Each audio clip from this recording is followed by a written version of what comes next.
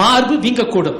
அதோடு மார்பு வலி, மார்பு சூடு, கொதிப்பு, மார்பு வலி, மார்பு வீங்க ஆகியவற்றோடு தோல் சிவப்பாகி தோல் உரிந்துவிடும், உரியக்கூடும். மார்பில் புண் போல ஏற்பட்டு அது ஆறாமல் வெள்ளை நிறத்தில் சீழ் வடியலாம். அடுத்து நெக்ஸ்ட் லைன். அவருக்கு ஆங்கிலம் தான் தெரியும். மார்பு புற்றை கண்டுபிடிக்கும் வழிமுறைகள் இப்ப உள்ள முறைப்படி. மாதம் ஒரு முறை தனது மார்பகங்களை சற்றே அழுத்தி பார்த்து கட்டிகள் ஏதேனும் உள்ளனவா என்று கண்டு உணர்வது ஒரு வழி. அதே போல மருத்துவரால் கண்டுபிடிக்கப்படுவதும் ஒரு வழி. கதிர்வீச்சு முறையில் மார்பை படம் பிடித்து பார்த்தல் மேமோகிராம் என்று ஆங்கிலத்தில் கூறப்படும் பொழுது மிகுந்த வலியையும் மன துன்பத்தையும் தரும். இதனை முழுதுமாக நம்பவும் முடியாது, உறுதியாக சொல்ல முடியாது. மேமோகிராம் வழி பெறப்படும் ரிசல்ட் உண்மையாக ஏற்றுக்கொள்ள முடியாது முழுக்க முழுக்க. MRI ஸ்கேனிங் எனும் ஈர்ப்பு விசை எதிர் ஒலி வழி உருவகம் பெறுதல், இது என்னுடைய மொழிபெயர்ப்பு, இதனையும் முற்றாக நம்ப முடியாது. மார்பு சதையில் சிறிது பித்தெடுத்து, பயங்கரமா இருக்கு, பயாப்சி, அதனை சோதனை செய்தல் இன்னொரு வழி. மிகுந்த வேதனையும் கேட்டையும் தரவல்லது. இதனை பயாப்சி என்பார்கள். எனது கண்டுபிடிப்பின்படி கீழ் கால் சதையை தொட்டு பார்த்து அதன் சோலியஸ் மசில்ஸ் சொல்றது ஆங்கிலத்தில், அதனுடைய இறுக்கத்தை கொண்டு ஒரு பெண்ணுக்கு மார்பு புற்றுநோய் வந்திருக்கிறதா இல்லையா என்பதை கண்டுபிடித்து விடலாம். அது பற்றிய நூல் ஒன்றும் எழுதியிருக்கிறேன் தனிப்பட்ட முறையில்.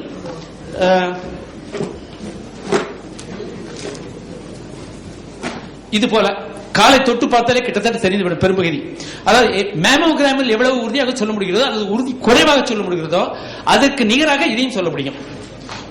100 விழுக்காடு உறுதியாக சொல்ல முடியாது, பிழைகள் இதிலும் ஏற்படக்கூடும். அடுத்த நெக்ஸ்ட் ஸ்லைட் ப்ளீஸ். உங்களுக்கு ஏதாவது ஒரு புற்றுநோய் வரத்தக்க வாய்ப்பு இருக்கிறதா என்று சூழியல் மருத்துவத்தின் வழி கண்டறியலாம். சூழியல் மருத்துவம் என்பது இக்காலஜிக்கல் ஹீலிங் சிஸ்டம். வயிற்றுக்குள்ள ஒரு அல்சர் கட்டி இருக்குன்னா அந்த இடத்துல மைக்ரோ என்வாயன்மெண்ட், அதுக்கு அதன் விளைவாக என்னென்ன நோய்கள் வருது, அதனால இக்காலஜிக்கல் ஹீலிங் சிஸ்டம் என்று பெயர். ஒரு நான் செய்த ஆராய்ச்சியை பார்த்த ஒரு ஜெர்மானிய மெடிக்கல் ஃபேக்கல்டி டீன் இந்த பெயரை எனக்கு அவர் வழங்கி நான் வைக்க சொல்லி, பின்வருவனவற்றால் 70-80 விழுக்காட்டு அளவு உங்களுக்கு இருக்குமே ஆனால் உங்களுக்கு புற்றுநோய் வரக்கூடிய வாய்ப்பு இருக்கிறது என்று கொள்ளலாம். சிறிய அடுத்தாக இருப்பதற்கு நீங்கள் எனக்கே சிரமமாக இருக்கிறது. உங்கள் பெற்றோரை காட்டிலும் உங்கள் இனத்தினரை காட்டிலும் உங்கள் உருவம் மிக பெரியதாக இருக்கும்.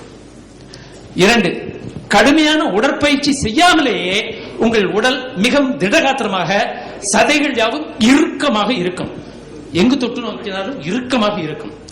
3, உங்கள் முகம் பேரிக்காய் ஃப்ரூட், பேரிக்காய் போல இப்படி கீழே பெருத்து போயிருக்கும். உங்கள் கன்னத்தில் குழி விழுமானால், இப்போது சிரிக்கும் பொழுது கன்னத்தில் குழி விழுமானால் இன்னும் 5 ஆண்டு காலத்தில் தானே 8 சரி, உங்கள் கன்னத்தில் குழி விழுமானால் அடுத்த 8 ஆண்டுகளுக்குள் கட்டிகள், புற்றுக்கள் வரக்கூடிய வாய்ப்பு இருக்கிறது. 5, எவ்வளவு நடந்தாலும் நின்றாலும் உங்களுக்கு கால்கள் கடுப்பதில்லை, கால் கடுக்காது. 6, உங்களுக்கு சளி, தடுமன், காய்ச்சல் அடுத்த 5 ஆண்டு கடந்த 5 ஆண்டுகளாக உங்களுக்கு சளி, தடுமன் பிடித்திருக்காது. கடந்த 5 ஆண்டு காலத்தில் உங்களுக்கு சளியோ தடுமனோ முதலியவை பிடித்து இருக்காது. அப்போது பிடித்திருக்குமே ஆனால் 20-25 நாட்களுக்கு உங்களை விட்டு எளிதில் போகாது, என்ன மருந்து சாப்பிட்டாலும் போகாது. 7, நாள்தோறும் நீங்கள் 2 அல்லது 3 குவளை தண்ணீர் தான் குடிப்பீர்கள். அதே போல ஒரு நாளைக்கு 2-3 தடவைகள் மட்டுமே நீங்கள் சிறுநீர் கழிப்பீர்கள், ஒன்று கழிப்பீர்கள், மிக குறைவாக, மிகுந்த நாற்றத்துடன் இருக்கும் அத்தகைய சிறுநீர். மேற்கொண்டு உங்களுக்கு எந்த விதமான வைரஸ் நோய்களும் வரமாட்டா. கடந்த 5 ஆண்டுகளில் வைரஸ் வந்திருக்காது, எந்த நோயும் வந்திருக்காது. காய்ச்சல், தடுமன் அல்லது ஹெப்படைட்டிஸ் அது போன்ற எந்த நோய்களுமே உங்களுக்கு வந்திருக்காது. 10வது, பெரும்பாலும் நீங்கள் விதைப்பதமான, இதையும் நான் சேர்த்து ஆராய்ச்சியில் சேர்த்துக் கொண்டேன், 160 வேறுபாடுகளை சேர்த்துக் கொண்டேன், வேரியபிள்ஸ். அதனால் இந்த சின்னஞ்சிறு கருத்துக்கள் கூட பயனுள்ளவையாக தோன்றுகின்றன. அதனால் தான் பட்டியலிட்டுள்ளேன். உங்களுக்கு பெரும்பாலும் விதைப்பதமான சோறு தான் பிடிக்கும், குழைந்தால் உங்களுக்கு பிடிக்காது. கஞ்சி உங்களுக்கு பிடிக்காது. இது கிட்டத்தட்ட ஸ்டாட்டிஸ்டிக்கல் 85 விழுக்காட்டிற்கு மேல் உறுதியாக தெரிகிறது. மார்பு புற்றுநோய் இருக்கும் பெண்கள் பெரும்பகுதி குழைந்த சோறு உண்பது கிடையாது.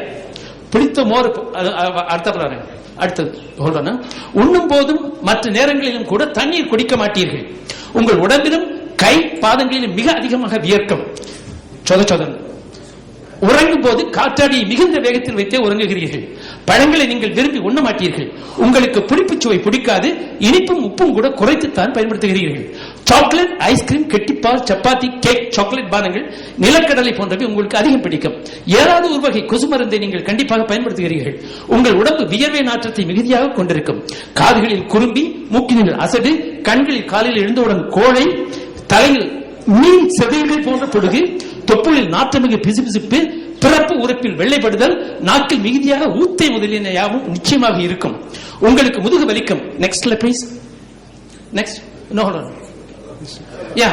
போதிய தெம்பில்லாமலும் மாடி ஏறும்போது மூச்சு திணறடியாகவும் ஞாபகம் வருது அதிகமாகவும் நெஞ்சு சளி மிகுதியாகவும் இருக்கும். உங்களுடைய மாத விலக்கு உறுதியாக கோளாறுடன் தான் இருக்கும். தலைமுடி மிக அதிகமாக உதிரும். தலை அரிப்பும் நிறைய இருக்கும். சரும நோய் இருக்கும். சோரியாசிஸ். வாய் மிகவும் நாற்றமுடையதாக இருக்கும். உணவு நன்கு செரிமானமாகாது. நாக்கில் கருப்பு நிறம் இருக்கும். பிறப்பு உறுப்பிலும் கருப்பு நிறம் இருக்கும். தலைமுடி இளமையிலேயே நரைத்து விட்டு இருக்கும். இரத்த கொதிப்பு, பிளட் பிரஷர் 140-90க்கு மேலாக இருக்கும். கிட்னியில் கற்கள் இருக்கும். அதனால் முதுகில் வலியும் இருக்கும். மேற்குறிப்பிட்டவற்றில் ஏறத்தாழ 20 அறிகுறிகளாவது உங்களுக்கு இருக்குமானால் உங்களின் வாழ்க்கை நெறிமுறையை நீங்கள் கண்டிப்பாக உடனடியாக மாற்றிக்கொள்ளத்தான் வேண்டும். வேறு வழி இல்லை. Next slide please. புற்று முற்றி வேறு உறுப்புகளுக்கு பரவுதல். மார்பு புற்று முற்றினால் அது அருகில் உள்ள மற்ற உறுப்புகளுக்கும் பரவும். லிம்ப் டக்ட்ஸ் எனும் நிணநீர் குழாய்களின் வழி புற்று சிதறுகள் முதலில் கம்பு கூட்டில் உள்ள லிம்ப் நோட்ஸ் எனும் நிணநீர் குழாய்களின் இணையும் உச்சந்தி முடிச்சுக்களில் தங்கி அங்கே புது புற்றுகளாக பெருகும். பிறகு நிணநீர் குழாய்களின் வழியாகவும் குருதி குழாய்களின் வழியாகவும் இப்புற்று சிதறல்கள் நுரையீரலுக்கும் அதனை சுற்றியுள்ள சவ்விற்கும் ஈரலுக்கும் மூளைக்கும் எலும்புகளுக்கும் மிக எளிதாக பரவும். சூழியல் மருத்துவத்தின் வழி கடலை கட்டிகளையும் பினைன் லம்ப்ஸ் கடலை கட்டிகளையும் இளம் புற்றுக்களையும் தொடக்கத்திலேயே கரைத்தே விடலாம். எனவே இது பரவும் நிலை ஏற்படுவதில்லை. அங்கு நெக்ஸ்ட் ப்ளீஸ். மேற்கத்திய மருத்துவப்படி இப்போதைக்கு கிடைக்கும் மருத்துவம் ஒரு இடத்தில் மட்டுமே புற்றுக்கட்டி இருக்குமானால் அதை வெட்டி எடுத்து விடுவதுதான் வழக்கத்தில் உள்ளது. லம்பெக்டோமி. புற்றுக்கட்டிகள் பரவலாக அல்லது பலவாக அல்லது பெரிதாக இருந்தால் மார்பு புற்று மார்பு முழுவதையுமே வெட்டி எடுத்து விடுவது வழக்கத்தில் உள்ளது. மாஸ்டெக்டோமி.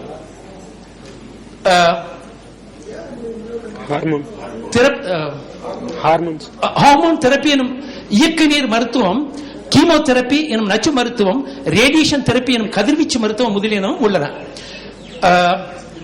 இம்யூன் தெரப்பி எனும் நோய் தடுப்பு மருத்துவம் எனும் மற்றொரு தெரப்பியும் இப்போது வழங்கப்படுகிறது.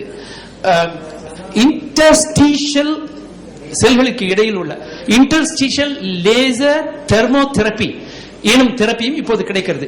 மேற்குறிப்பிட்ட அனைத்தும் ஓரளவுக்கு தீமைகளையே விளைவிப்பவனாக உள்ளன. எனது வழி ரிவர்ஸ் இன்ஜினியரிங் என்பதாகும்.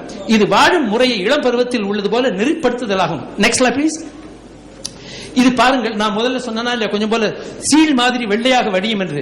இந்த பெண்ணுக்கு மார்பு புற்றுநோய் வந்து இது மார்பு புற்றுநோய், இது வந்து நிப்பிள்ஸ் மார்பு காம்பு, இது வந்து புண் வந்து சலம் அடிக்கிறது. அடுத்தது மார்பு மிக பெரிதாக பெருத்துவிடும். சூழியல் மருத்துவத்தின் வழி தெரிய வந்துள்ள காரணங்கள், உண்மை காரணங்கள் என்ன, ஏன் இது வந்து உண்மையான காரணங்கள் தெரியல அப்படின்னு சொல்லி சொன்னா ஒரு சின்ன அனாலஜி